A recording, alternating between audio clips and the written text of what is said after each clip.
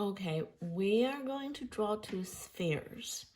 And one is, just a sphere. One is kind of a sphere shape, a vase.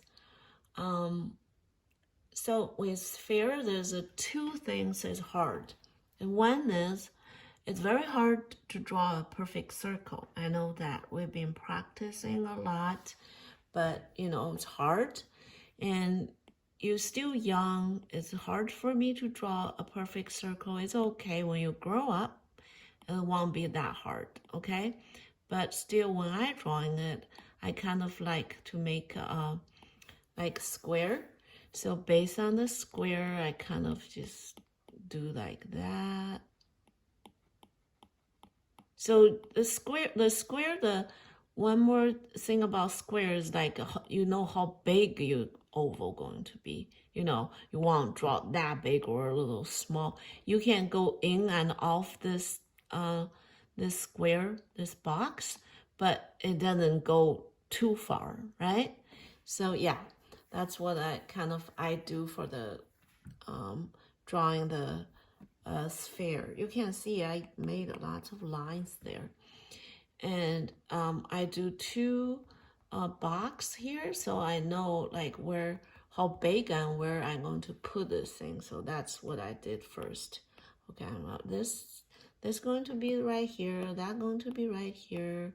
That's the distance. Yeah, that's when I'm going to do this two spheres. And after that, so I'm adding for the base, the top. I'm doing this because I want to make sure, and this two parts parallel and symmetrical. I'm sorry. So I don't want this thing that goes to here and that goes to here.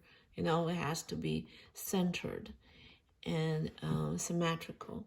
That's what I did for that. So now I erased everything. I kind of made a box, put this on. That should be easy for you guys. And now it's hard. Is how to shade a sphere. A casting shadow is hard. So because if it's a cylinder, it's easy for you guys shading the core shadow because it's straight, from top to bottom is straight, is easy. But for a sphere, the core shadow curves, right? It's hard for you to shade. The one thing I want to tell you, the core shadow, if you shade in a core shadow, a sphere, from the top to center to bottom, they're all different shades, right? Because the sphere curves and meets different lights. So they cannot be the same. They don't face the same light. So most timely is lighter on the top, a little bit darker in the center, then gradually faded to light again. Okay, that's most timely. And this is the same. So in the first layer, I just shaded very, light to try to find the shape of this sphere and the place of, no, I'm sorry, the shape of the core shadow and the place of the core shadow. Say you don't want to shade your core shadow right here, right? All the core shadow have the place, right? Depends which angle you see. If you see it different angle, the core shadow moves, right? It depends where you sit. So the core shadow, the place is very important. So the last page, last drawing, I kind of find the core shadow. Now I kind of darken it, right? I darken this, then I add some casting shadow. And this part, this is a casting shadow from here. So I give it a little bit of casting shadow down there.